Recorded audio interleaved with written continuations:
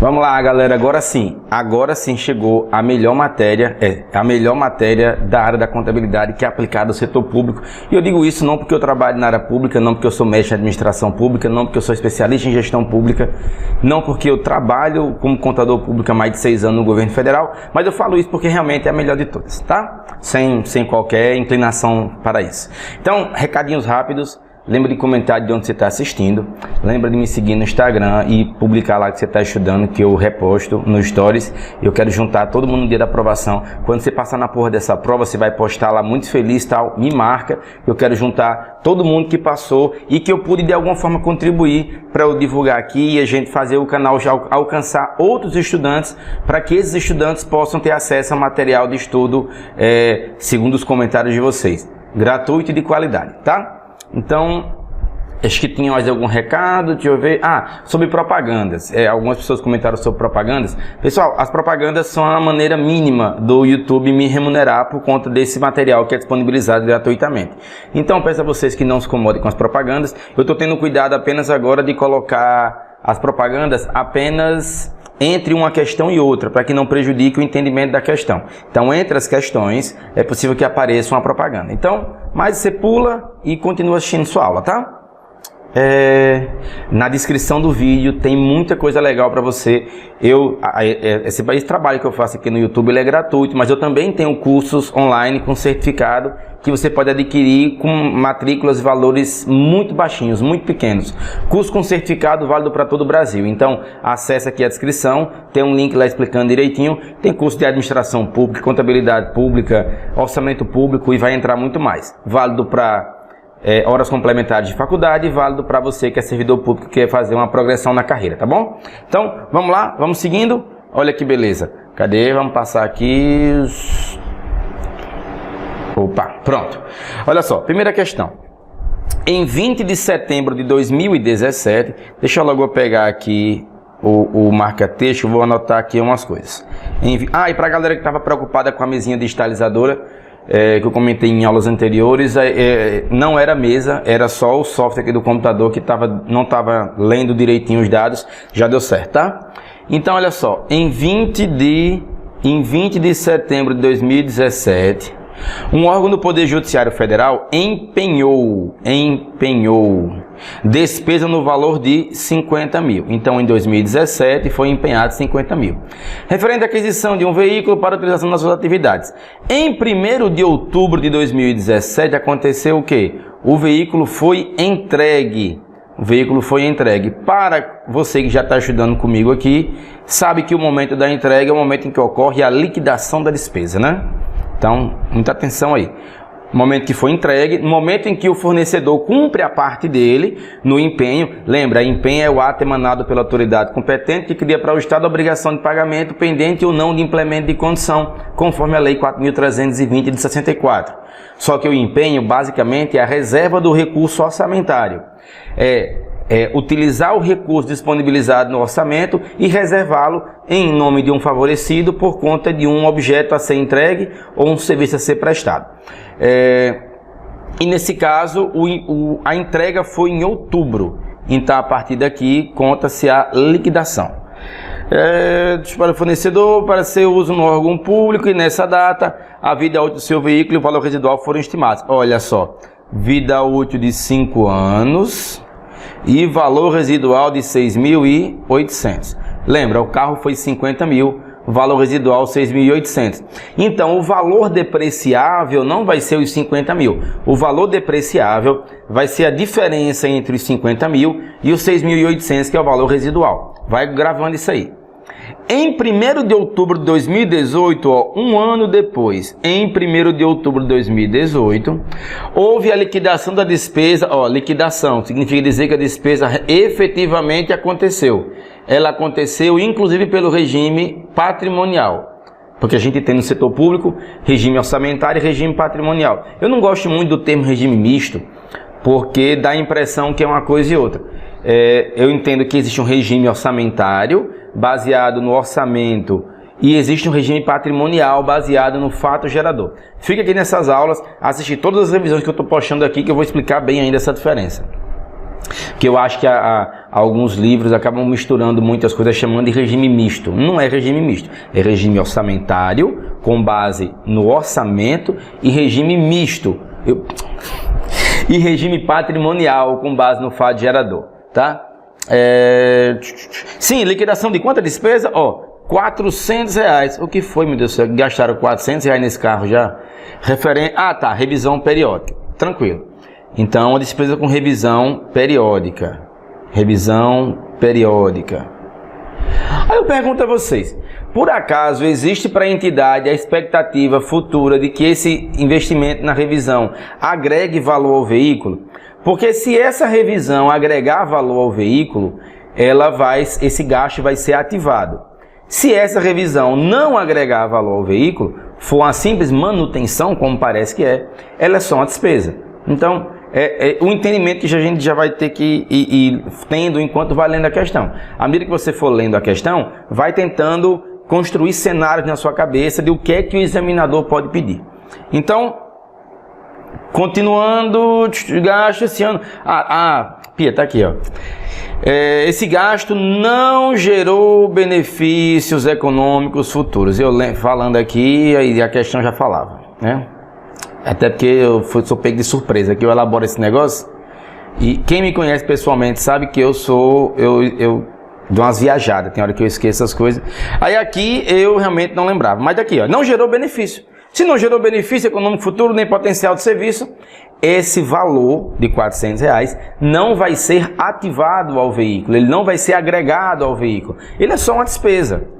Com base nessas informações e considerando que a entidade utiliza método de depreciação por cotas constantes, que é a regra geral do governo, federal inclusive, a VPD, aí professor, vamos lá, vamos devagar aqui que eu acho que eu caí da espaçonave agora, e eu não vi ninguém falando sobre VPD. Que porra é VPD? VPD no setor público é variação patrimonial diminutiva. Se você viu aqui, está vendo as aulas no canal todas, se você assiste, tem aulas de contabilidade pública aqui, tem hora que eu falo de plano de contas. Aí falo dos balanços, da parte patrimonial, da parte orçamentária, da parte de controle. E VPD é uma variação patrimonial diminutiva relacionada à natureza de informação patrimonial que aparece lá no plano de contas no grupo 3. Tem grupo 3 e grupo 4. VPD, variação patrimonial diminutiva, e VPA, variação patrimonial aumentativa. De onde é que vem esse termo? Na contabilidade pública não existe a ideia de receita e despesa pelo enfoque patrimonial. Existe receita e despesa orçamentária. Receitas orçamentárias e despesas orçamentárias que a matéria de AFO, Administração Financeira e Orçamentária, trata de estudar. Mas no enfoque patrimonial não existe despesa e receita. No setor público não existe DRE. Aqui não é o lucro que é visado aqui no setor público. Existe variação patrimonial diminutiva, quando o patrimônio é consumido para prestação de serviços públicos, e existe a variação patrimonial aumentativa, quando o patrimônio sofre acréscimos por conta da prestação de serviços públicos. Aí a gente vai ter que diferenciar aqui. VPD, então professor, vamos lá, concentra. VPD no setor público tem o mesmo sentido da despesa na contabilidade geral? Exatamente. É exatamente essa analogia que você tem que fazer. E VPA, que é variação patrimonial aumentativa, coceirinha no nariz, tem a mesma função, analogamente interpretada como uma receita. Então, VPD, despesa. VPA, receita. Pelo enfoque patrimonial, tá? Não esquece, pelo enfoque patrimonial. Mas vamos seguir. Aí o que ele quer saber é qual a VPD, qual a variação patrimonial diminutiva relativa a esse veículo no exercício de 2018. Então, professor, mas peraí, eu comprei o carro em 2017, mas foi aqui, eu vou considerar setembro ou vou considerar outubro para começar a depreciar? Você não vai considerar nenhum dos dois. Nenhum dos dois, como eu falo aqui, não viaja não. A questão, ela está, como é que eu posso dizer isso de maneira sem ser muito grosseiro? A questão está cagando para o ano 2017. Ela não está nem aí para o ano 2017. Ela quer que você fale, isso sem ser grosseiro, eu juro. Ela fala sobre 2018. 2018. Então você tem o valor do bem, temos o valor residual e temos a vida útil. Aqui você já entende, tem que entender que é uma questão que vai querer que você fale de depreciação. Só que além da depreciação, teve outro gasto relacionado a esse veículo em 2018, que foi esse gasto com a revisão. Então, a gente tem que, nessa questão, encontrar o valor da depreciação e o da revisão. Somar e vai ser a resposta. Somente isso. Então, vamos lá. Primeiramente, a gente vai ter que encontrar o valor depreciável, mas que não é difícil. Vamos ter que encontrar a depreciação anual, isso para fazer a depreciação do ano de 2018. Mas, professor, 2017 foi só parcial. Mas a questão não pede 2017, então não faça 2017. E eu quero entender o que danado é, aqui em nós a gente fala assim, o que danado é VPD. O que seria VPD, mas eu já expliquei, né? Então vamos lá, eu copiei os dados aqui, ó. Primeiramente, aquisição do veículo em 2017, valor residual de R$ 6.800 com vida útil de 5 anos, liquidação da despesa de R$ 400 referente à revisão periódica.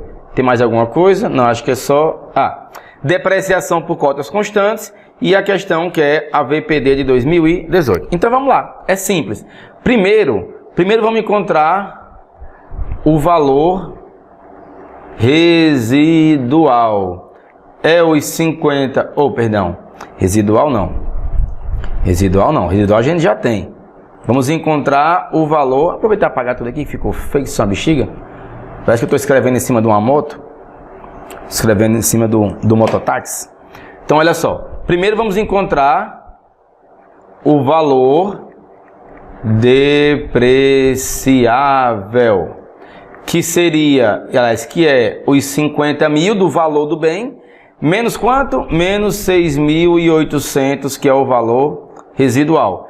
Então, o valor depreciável, o valor deprê, tipo você, quando terminar a prova e perceber como você vai errar questões bestas, e aqui eu não estou desejando seu mal não, porque todo mundo, em toda prova de qualquer exame, chega em casa irritado quando pega o gabarito e percebe que errou, perdeu uma ou duas questões por pura desatenção. Então, se concentra, responde com calma, usa todo o tempo que você tem para não passar por esse tipo de coisa. Não passar por esse tipo de coisa. Eu ainda vou fazer um comentáriozinho aqui, gravar um vídeo, dando as dicas de como você preencher o gabarito direitinho, para não cometer vacilos. Então, olha só, valor depreciável é quanto? 50 mil. Deixa eu fazer aqui na calculadora, porque eu estou fazendo igual a vocês. Eu até poderia fazer de cabeça, juro que eu saberia fazer essa. 50 mil, enter, 6.800, é para a galera se acostumando com HP. Valor depreciável, 43.200. 43.200. É o valor depreciável. Aí, para encontrar a deprê anual, eu vou ter esse valor aqui, 43.200 dividido por 5. Então, a deprê anual é igual a esse valor, aí eu venho, ó, enter, 5, divide, 8.640. Eu desconfio que nas respostas deve ter uma com esse valor, mas eu não sei. Mas além disso, a gente tem que lembrar de adicionar o valor da revisão, que como não gerou expectativa de benefício futuro, não é ativo, não é ativado ao veículo, é só uma despesa, então eu tenho que somar mais R$400 dessa forma. Eu vou ficar com quanto? 9.040, não é isso? 8.640 mais 400, dá 9.040, vamos ver se tem 9.040 aqui, tem 9.040 a letra E, marca a letra E e parte para o abraço. Deixa eu limpar aqui a HP, que talvez precise dela em outra questão. Então 9.040 partiu para o abraço, beleza? Vamos fazer outra então, vamos fazer a próxima. Acerca do plano de contas aplicado ao setor público, assinale a opção correta. A classe de contas 6, controle de execução do planejamento e orçamento, compreende informações a respeito da execução e planejamento do orçamento e dos réis a pagar e da dívida ativa. Eu não vou ler todas não, porque a gente está aqui a aula de revisão. Eu vou fazer o seguinte, eu vou explicar falar um pouco sobre plano de contas, sobre natureza de informação e um pouco mais, e a gente vai então voltar para responder isso aqui, tá? Então vamos lá, sobre o PCASP. A metodologia utilizada para a estruturação do PCASP foi a segregação das contas contábeis em grandes grupos, de acordo com características dos atos e fatos registrados nela. Essa metodologia permite o registro dos dados contábeis de forma organizada e facilita a análise de acordo com a natureza de informação. O plano de contas aplicado ao setor público é o documento mais importante hoje na nossa contabilidade, relacionado à convergência aos padrões internacionais. A convergência no setor público, através das NBCs TSPs, só foi possível por conta do plano de contas. Professor, mas tem um negócio de NBCT 16, pois é. A NBCT 16, do ponto 1 ao ponto 10 e posteriormente ponto 11, essas 11 normas, elas foram inicialmente traduções das IPSAs, das International Public Sector Standard Boards, que são as normas de contabilidade aplicada ao setor público internacionais. Quando foi traduzido para o português, traduziu-se como NBCT 16. Ocorre que essas normas haviam sido traduzidas, mas não interpretadas. E a gente sabe, vocês sabem através do CPC, deve ter ouvido isso várias vezes na faculdade, que os CPCs são interpretações das normas internacionais. Então, no setor público também foi preciso interpretar as normas. O que tem acontecido hoje, no momento, é que a NBCT 16 está sendo revogada em partes, aos poucos, está sendo paulatinamente revogada a NBCT 16 e substituída por NBC TSPs. Existe a NBC TSP, Estrutura Conceitual para Elaboração de Relatório Contábil Financeiro de Propósito Geral. É o CPC 00 da Contabilidade Pública, e eu falo assim como se eu fosse a Contabilidade Pública, né? Mas é aqui eu atuo. Existe uma estrutura conceitual também, e que inclusive, quando publicada, revogou o anexo 2 da resolução 750, aquela que falava dos princípios, lembra? Então, a última parte da resolução CFC 750, de 93, se não falha a memória, foi revogada por conta da estrutura conceitual aplicada ao setor público, a NBC TSP, estrutura conceitual. Então a gente tem hoje muitas normas NBC TSPs. Eu não sei quando você está assistindo, mas são por volta de 20 normas já atualmente. Algumas sendo minutadas e vai até o ano 2022 sendo publicadas essas normas. Inclusive eu estou preparando uma playlist aí para depois passar o exame de suficiência explicando norma por norma, CPC e NBC TSP. Fica no canal que você vai acompanhar. Então, no setor público, o plano de contas aplicado ao setor público trouxe uma padronização que antes não existia e só a partir dele foi possível aderir aos padrões internacionais de contabilidade, tá? Mas o plano, ele visa atender a demanda de todo o país, governo federal, todos os estados e todos os municípios. Hoje ele é de aderência, de utilização obrigatória para todas as entidades, inclusive para proporcionar a elaboração do balanço geral da União, tá? Pequenos comentários sobre o PCASP. Aí, o PCASP, então, como ele é um documento, vocês têm ideia, o PCASP resumido, o PCASP resumido tem mais ou menos 5.000 contas, o PCASP estendido deve ter umas 8.000 contas. Então, são muitas contas. E essas contas são organizadas basicamente em 3 naturezas de informação. Primeiro, natureza de informação orçamentária. Registra, processa e evidencia os atos e fatos relacionados ao planejamento e execução orçamentária. Natureza de informação patrimonial. Registra, processa e evidencia fatos financeiros e não financeiros relacionados com as variações qualitativas e quantitativas do patrimônio público. E natureza de informação de controle. Registra, processa e evidencia atos de gestão, essa parte é interessantíssima para quem vem da contabilidade geral e entra na pública e fica sem entender quase sempre. Cujos efeitos possam produzir modificações no patrimônio da entidade, mas não produziram, tá? Podem produzir. Bem como aqueles com função específica de controle. Falar um pouquinho de cada um, porque o PCASP é um tema que é bem possível que caia, então eu tenho a expectativa de que caia alguma coisa sobre o plano de contas e é interessante que você leve um pouco de conhecimento para a sua prova. Lembra quando eu falei de regime orçamentário e regime patrimonial? Eu estou baseando aqui no que diz o próprio plano de contas, que existe natureza de informação orçamentária ligada ao orçamento, lei de orçamentária, PPA, LDO, LOA, receita de despesa. Tem natureza de informação patrimonial, essa daqui, a patrimonial, é a que você aprendeu a vida toda quando estudou contabilidade geral. Eu não sei como foi ser professor de contabilidade pública na faculdade. Eu vou me abster de comentar sobre o meu, mas normalmente os professores de contabilidade pública, contabilidade aplicada ao setor público na faculdade, não são profissionais que atuam na área pública. Então, falta esse tato com o dia a dia da contabilidade aplicada ao setor público, o que acaba tornando a matéria muitas vezes chata, indesejada e pouco estudada. E eu, particularmente, sou apaixonado pela contabilidade aplicada ao setor público, não só porque é meu trabalho, mas porque é uma parte da contabilidade que eu escolhi para me apropriar.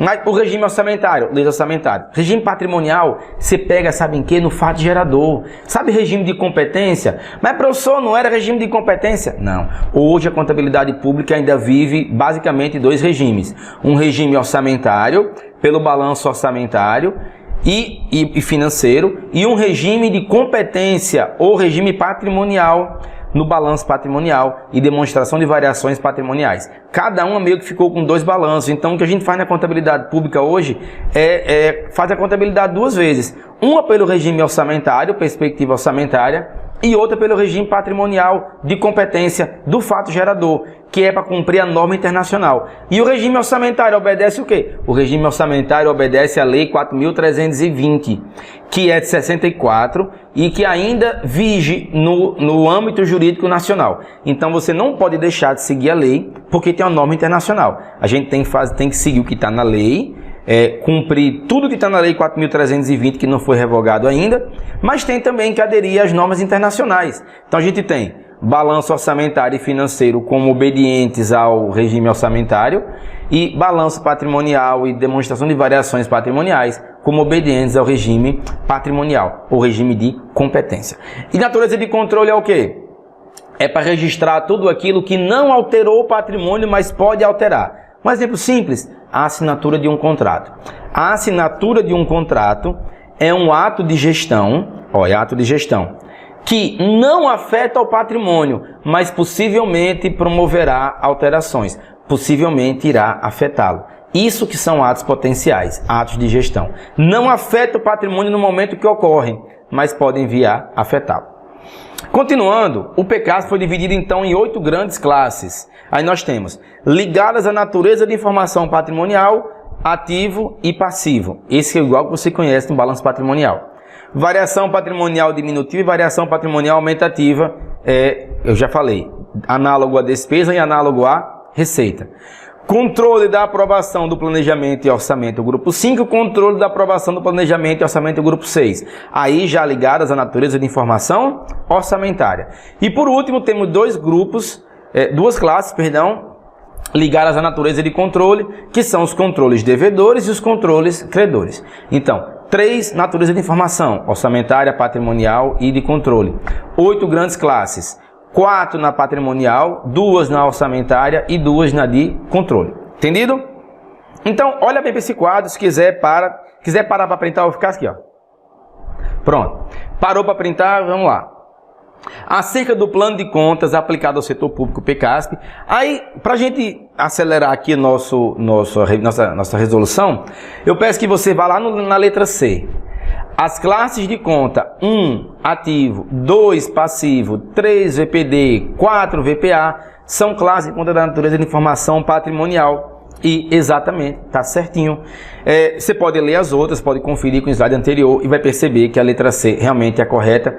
Mas aí você volta, dá uma estudada, fica olhando assim para ele assim, contemplando durante alguns minutos até memorizar, tá? Então, daqui para domingo, foca para memorizar. Você consegue aprender uma música, às vezes, num dia, quando tá ruendo aí pela moça, pelo rapaz, quando você tá aí sofrendo. Você não aprende a música de sofrência num dia? Então, por sinal, é excelente quando você está ruim escutar música de sofrimento. É bom porque além de dor, ainda assim massacra o coração. Então vamos lá. Continuar com mais uma questãozinha. E esse vídeo vai ficar com mais de meia hora, eu estou percebendo. é a matéria que eu mais gosto, galera, me perdoem, é a matéria que eu mais gosto. A execução orçamentária de uma entidade pública hipotética apresentou as seguintes informações de determinado exercício financeiro: receita orçamentária, prevista, lançada e arrecadada; despesa orçamentária, fixada, empenhada e liquidada. Eu não vou falar muito das etapas da receita e da despesa, porque no vídeo de revisão eu vou falar bem sobre as etapas de cada uma. Então, para não ficar repetitivo, eu vou me ater aqui a falar só sobre o que a questão pede.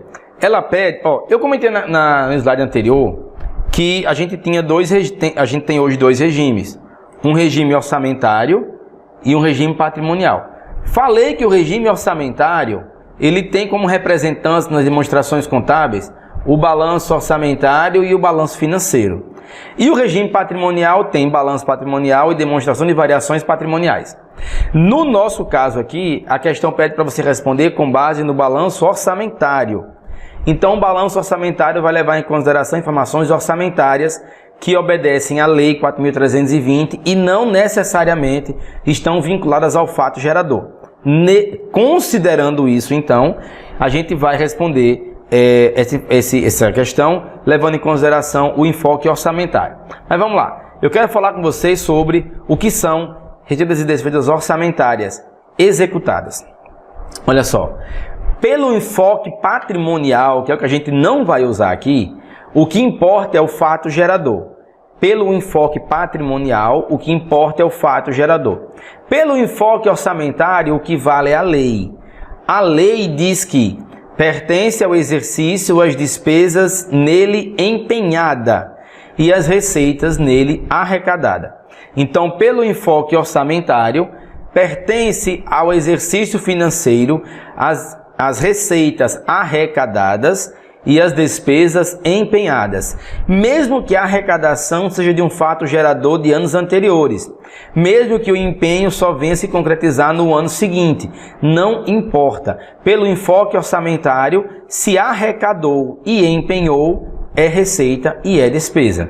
Dessa forma, pelo enfoque orçamentário, de receita arrecadada e despesa empenhada. Vendo isso, você já marca a letra D. Porque eu arrecadei 70, mas empenhei 90. Então a execução foi deficitária em 20. Mas antes da gente responder, deixa eu lhe perguntar: e se o enfoque fosse patrimonial? E se ao invés de balanço orçamentário, aqui fosse balanço patrimonial? Se fosse balanço patrimonial, você teria que considerar o enfoque patrimonial. Se aqui fosse balanço patrimonial, você teria que levar em consideração o fato gerador. E se levar em consideração o fato gerador, você vai ter que considerar a receita quando ela é lançada. Porque na hora do lançamento é o momento em que se verifica o débito do credor e o débito do contribuinte e o valor e o motivo. E pelo enfoque patrimonial, pelo enfoque do fato gerador, a despesa só é reconhecida quando ela é liquidada. Então, percebe, eu não gosto de regime misto por isso, porque ele mistura esse negócio. Pelo enfoque orçamentário, receita arrecadada, despesa empenhada. Pelo enfoque patrimonial, receita lançada e despesa liquidada. E enfoque orçamentário, balanço financeiro. Enfoque patrimonial, balanço patrimonial, demonstração de variações patrimoniais ou simplesmente DVP. Mas como já vimos, a resposta certa aqui é a letra D, pelo enfoque orçamentário. Se fosse pelo enfoque patrimonial, seria 80 menos 60, seria superavitário em 20, letra C. Já mudava a resposta, né? Então vamos lá. O Manual de Contabilidade aplicada ao setor público, na parte 5, trata das demonstrações contábeis aplicadas ao setor público. O manual tem 5 partes, é um documento sem conta, ele gratuito, no site do Tesouro Nacional. Digita no seu buscador. Manual MCASP, pode digitar só o nome reduzido, cadê aqui? Você pode digitar só assim, ó, MCASP, Tesouro Nacional. MCASP, Tesouro Nacional. Um dos primeiros links que vai aparecer vai ser da página do Tesouro Nacional, da Secretaria do Tesouro Nacional. Você pode baixar o MCASP lá gratuitamente, tá? É uma leitura grosseira, porque é um documento técnico feito para servidores técnicos. Então, se você está pegando para ajudar para concurso, pode não ser a melhor leitura, as partes mais aprofundadas. Mas a parte 1 e a parte 2 dá para ler tranquilo. A parte 4 e 5 já mais ou menos. Mas a parte 1 e parte 2 dá para ler bem. A parte 4 e 5 mais ou menos. A parte 3 é um pouco mais complicadinha, um pouco mais chata. São procedimentos específicos, talvez nem tenha nem agregue muito para o que você quer estudando para concurso público. Mas 1, 2, 4, 5 dá o quê? Umas 300 páginas, dá para ler e é a nossa bíblia hoje na contabilidade aplicada ao setor público. E o MCASP, ele é elaborado com base nas NBCTSP, que são as normas internacionais de contabilidade aplicada ao setor público. Mas continuando, trata do balanço patrimonial, apresentando diversos aspectos técnicos conceituais direcionados para o seu adequado entendimento e elaboração. Falamos aqui um pouco já sobre balanço patrimonial. Nesse contexto, das conceituações decorrentes do balanço patrimonial, tem-se que, vamos lá, os ativos devem ser classificados como circulante quando tiver expectativa de realização até o final do exercício financeiro corrente. Você sabe que não é isso, né? Não é até o final. Não é até o final, é até o ano seguinte. Então não é isso aqui. O patrimônio líquido é o valor residual dos ativos de entidade depois de deduzir todos os seus passivos. E nele deve ser evidenciado o resultado de períodos segregados, resultados acumulados em períodos anteriores, além de outros itens. Me parece correto. Vou botar um pontinho aqui. Estamos fazendo a prova, lembra? Vou botar aqui um pontinho que eu quero reler isso aqui depois. As contas de compensação compreendem fatos administrativos que afetam o patrimônio. Já vimos que não é isso aqui. Porque lá na natureza de informação de controle, as de gestão, as potenciais, são aqueles que não afetam o patrimônio, mas podem vir a afetá-lo. Então também não é isso aqui. Os passivos devem ser classificados como não circulantes quando corresponderem a valores de terceiros e estiverem retidos em nome deles, não se a entidade do setor público for fiel depositária, independentemente do prazo, que eu acho complicado isso. Essa aqui eu também não tenho muita certeza não. Fiquei em dúvida porque ele vinha falando. Quando eu li aqui, não sei o que, tal, eu já ia marcar, não, tá errado, não tem condição, tal. Não é isso aqui, mas aí eu fiquei em dúvida agora. Ficamos entre letra B. Então assim, você está fazendo sua prova. A, B, C e D. Você tinha 25% de chance. Eliminou duas, agora já tem 50% de chance de acertar. É assim que você tem que pensar na sua prova. Não sei a resposta certa, mas tenho certeza de quais estão erradas. Você as elimina para poder ter um chute mais qualificado. Mas vamos seguir aqui, ó, que eu quero que você verifique comigo que a primeira está errada, porque os ativos circulantes têm que satisfazer dois critérios: estar disponível para realização imediata ou ter expectativa de realização até 12 meses da data da demonstração. Então não é até o final do exercício.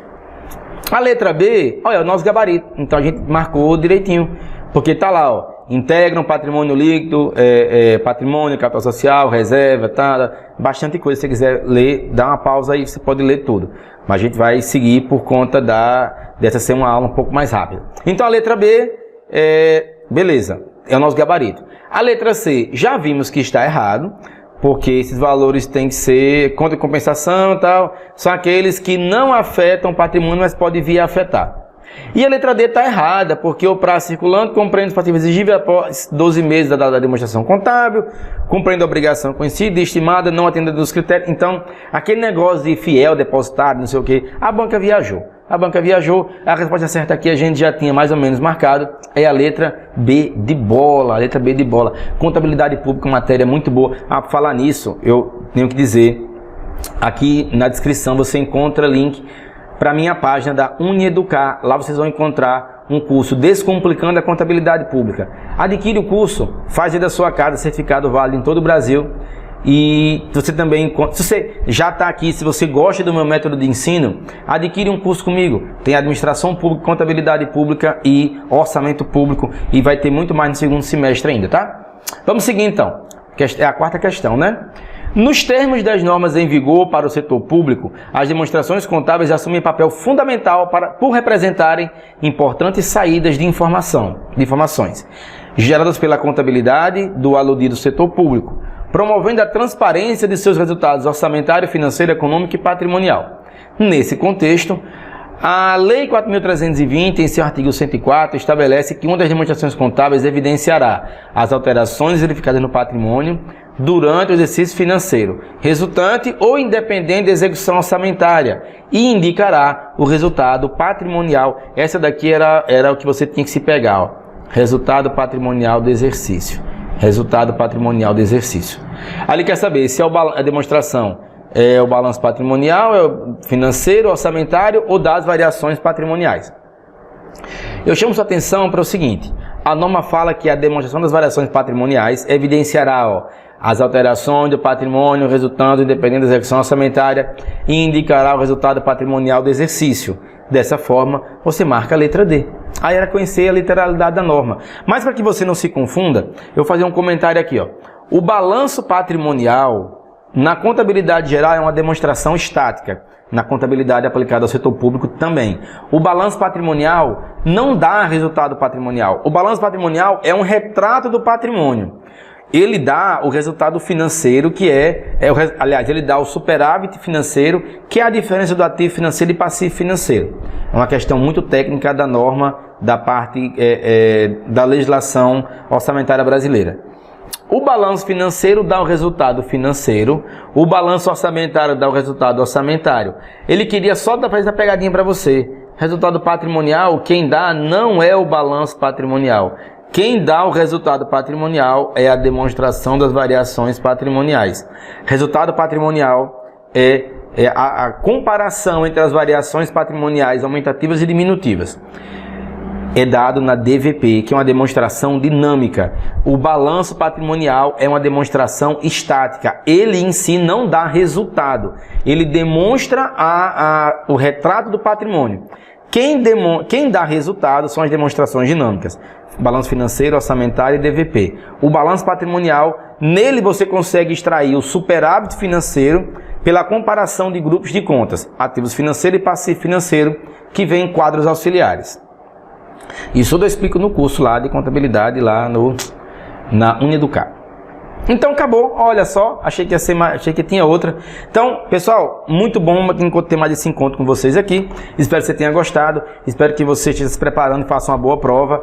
Espero que você acesse o Uneducar, verifique a minha página, adquira um curso comigo, que isso me prestigia muito. Se você já gosta da minha forma de ensinar, lá eu também estou ensinando desse mesmo jeito, descontraído, animado e sempre com comentários muito pertinentes, tá? Agora eu soei muito arrogante, mas não foi a intenção não, tá? Forte abraço e bons estudos!